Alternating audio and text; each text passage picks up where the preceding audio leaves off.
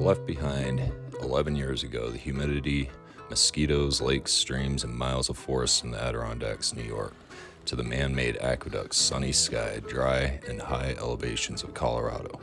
At first I noticed that the horizon was bigger, an account that the trees were far and few between. The moon is much larger here, and I assume the sun is closer to us as well. Breathing was difficult, and I felt like I was in a constant state of dehydration. You need to drink a couple quarts a day here. Funny thing is, I do not remember drinking water back in New York. Everything seems to have a sharp point here. The rocks, grasses, vegetation. The grass is the color of the wheat, and the stone was not gray, but red, yellow, blue, and even brown. The mountains are not smooth boulders, but rough and unstable slabs of stone, slipping under your feet as you walk. The soil seemed to be dust and hardened clay. I took many photos over the years and learned to appreciate Colorado even more. It gets hot here, and the sky is blue most of the year. However, it is a blue that pales in comparison to that of a sky near great bodies of water. The winters seem long, but the snow only remains for a moment. The sun never is really far away in Colorado.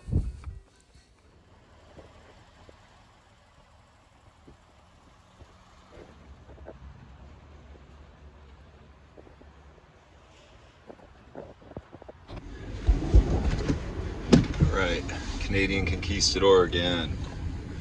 I'm trying not to run people at the Home Depot. I'm out shopping. Leaving now with a generous amount of supplies. I'm having some spring fever here. Okay, off we go. I would come down here, buy some supplies, and put in another raised bed. Add some spring bulbs. Alright, hope you enjoy this one. If you like it, like it. If you want to subscribe, please subscribe down below to keep me making these videos. If I know that you guys are liking it, I'll keep making them. We'll see you in a bit. The construction zone around here right now. Food. This into the backyard. So spring fever is brought upon us all who live north of the equator, struggling through the legions of dreary, cold nights and dead flora, what appears to be dead, and we're just getting over it. It's not a physical ailment, but a mental ailment that stirs upon us gardeners' souls. And it's a time for us to start unveiling our last year's work.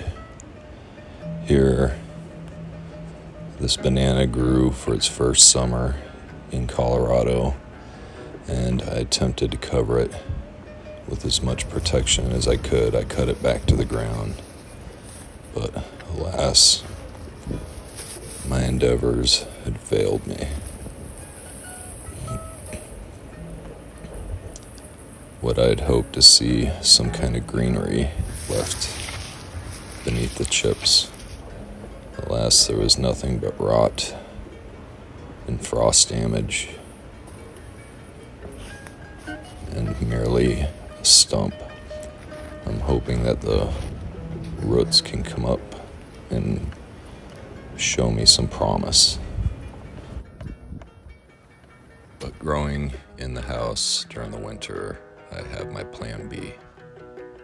So this is what you can expect to get for about $119 from Home Depot.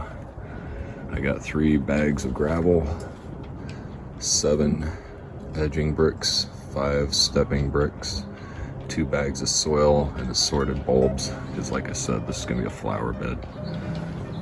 This area right here is where I plan to make a lot better looking. It's next to the chicken coop. It gets sun most of the day, and it's just underutilized. Usually we just barbecue there and keep pots there during the summer, but I'm planning to change this up. I'm going to put a footpath down the middle to the chicken egg box doors, and then the rest should be planted out with bulbs. It is springtime. Not yet, but in a week or two it's going to be springtime, and this one you want to get your bulbs in.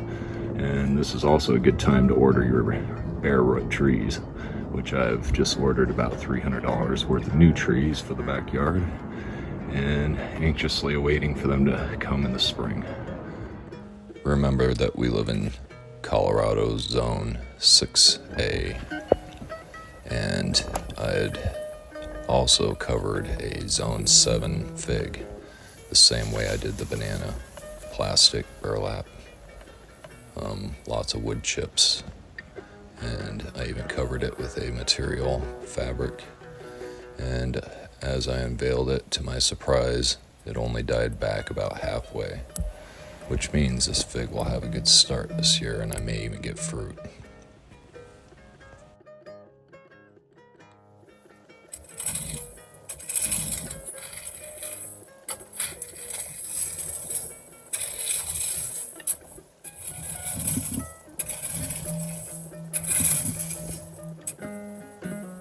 This area already has a weed barrier deep below about 4 inches of gravel, so weeds are not going to be a factor in this section. I'm laying down these bricks artistically, not metistically, and I've already been visualizing this for months, if not a year or so, but now it's coming to fruition.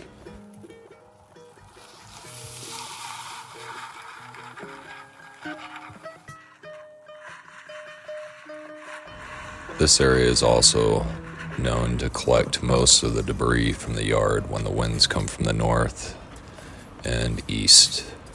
So placing the gravel will make it a lot easier chore to pick up the debris.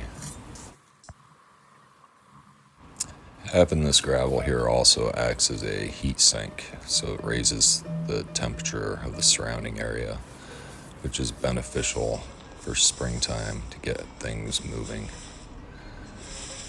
Here we'd be unveiling the Russian pomegranate, which should not be growing in Colorado either, but I've covered it. I put my love to protect it, and all my work seemed to pay off.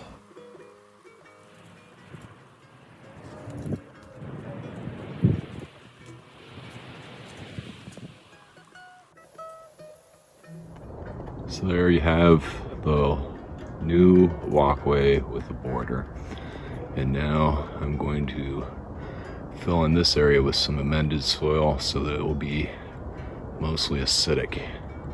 And I'm not too concerned about buying store-bought soil for this project, because I'm not going to be eating these flowers. These flowers are for looks only, and keep the dog from going to the bathroom in this corner.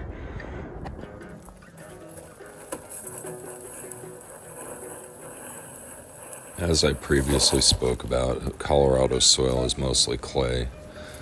So when I mean amending the soil, I mean just taking my bag soil, putting a little native soil in there, and adding some organic sulfur, and mixing it all together. I've got several of these beds around the yard. I mostly use them for strawberries and blueberries I plant directly into instead of the wood chips, although the wood chips are completely neutral. I like to add the acid just for those acid-loving plants. All winter long I've been anticipating uncovering these 4 trees that were in the yard that I knew were out of the grow zone that I'm in. So unveiling these was quite exciting and also doubtful, but it turns out 3 of the 4 trees actually lived through the winter with this method of protection. And I am so excited to see this tree become a large tree, and maybe in the future it won't need the protection once its roots are established. Alright, so like I said, I went to the Home Depot and bought some bulbs. Usually about this time of year I will go and buy some cheaper plants from the Home Depot, but most of the time I buy all my big trees and stuff like that online, and I have it delivered. So let's take a look at what we got. We got peony, dahlias, 3 different types of dahlias. I think the colors will work good together. And I also got some zinnia from seed. Zinnia. Nice red color. And I got another one that's yellow. So all these will grow well here, but I only see one of these that say perennial. If you want to leave a comment down below telling me if dahlia are perennial also, because that would be nice. It'd be pretty sad if I planted these once and spent all this money and they don't come back again, because I am trying to make this completely perennial garden. But the peony says plant 6 inches below, a foot apart. They get 32 to 38 inches high.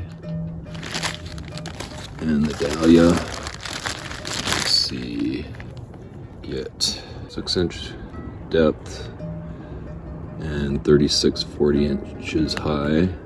So some of these I'm gonna plant them intentionally against the wall, the taller ones, and then I'll put the shorter ones towards the pathway. And I'm not just gonna plant in this one planter box. I'm planning on planting them out at least 1 bulb of each in each one of these mounds, just to keep it consistent. That's a good idea to do, is if you got like a comfrey in one Hugo mound, put one over in another one and another one, so it just has some kind of cohesiveness in the garden. I'm getting these bulbs, flowers, they attract the bees, right? So we attract the bees into the yard, and then they'll go and pollinate my fruit trees and my perennial vegetables and stuff. But that's pretty much all I have to say about this. I'm gonna go ahead and start planting them in, get them in the ground, take care of this cabin fever I have.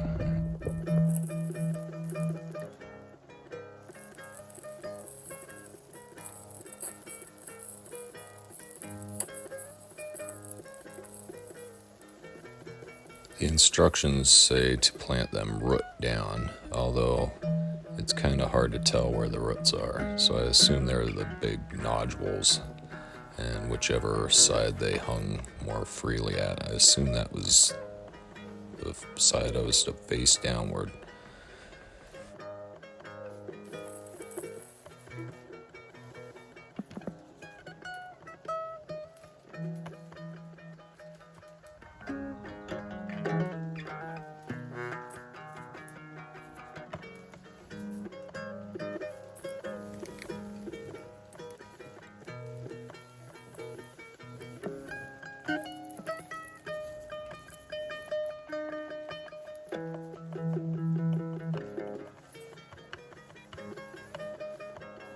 For the zinnia, I just laid down with my finger a 1/4 inch deep trench all along the bed in between the bulbs, and then I laid them down haphazardly in hoping that they'll pop up in a few weeks.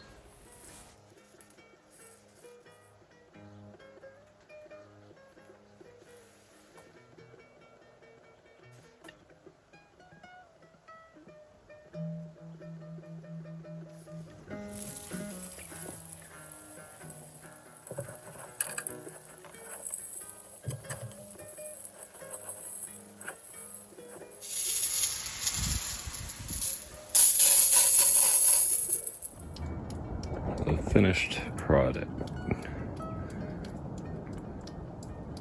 A little bit better, huh?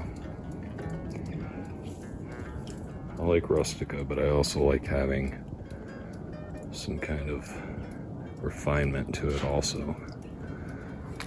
So it's kind of refinement meets rustica. But like I do everything else, I cover even this bed up with wood chips, give it some protection, and helps to retain moisture and keep the weeds out. Alrighty. So if you like this video, you want to see more like it, Let me know that people are watching it by liking it and subscribe. See ya. So my cuttings are, currants are coming out. And the mulberry expressing something's going on. So maybe I'm successful this year.